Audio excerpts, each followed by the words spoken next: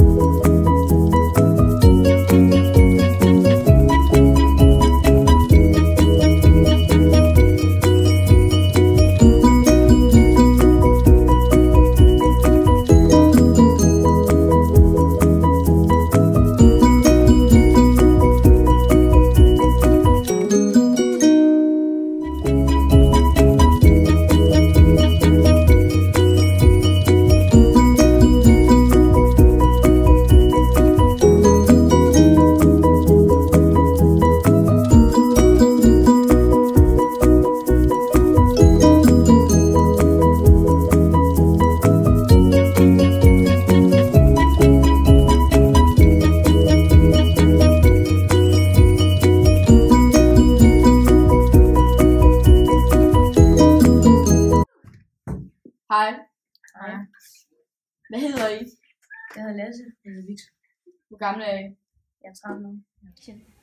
Hvad synes du er bedst? En folkeskole eller en privatskole? Jeg synes, en privatskole. Hej. Hvad hedder du? Jeg hedder Sofie. Hvad for en klasse går du i? Jeg går i 9. Z. Hvor gammel er du? Jeg er 14 år gammel. Hvor lang tid har du gået her? Jeg har gået her i 7. og 8. og jeg går i 9. nu. Lasse, hvad synes du forskellen mellem en folkeskole og en privatskole er? At på privatskole der er blevet flere regler. Er det bedre, synes du, Ja. at der er flere regler? Ja. Altså Okay. nogle steder.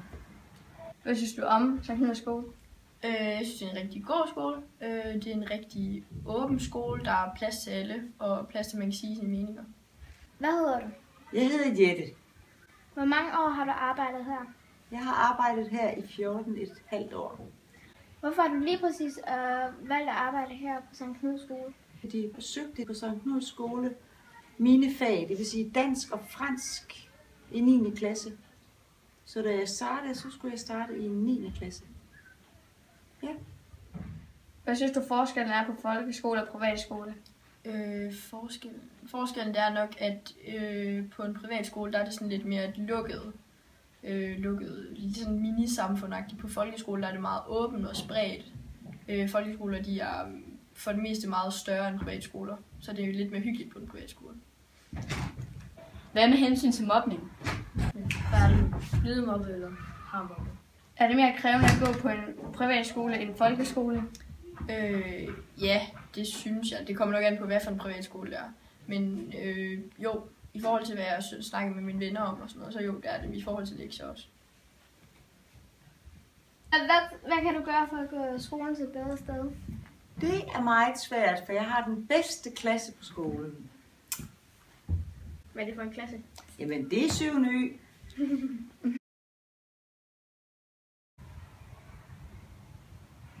Bonjour. Hola. Hola.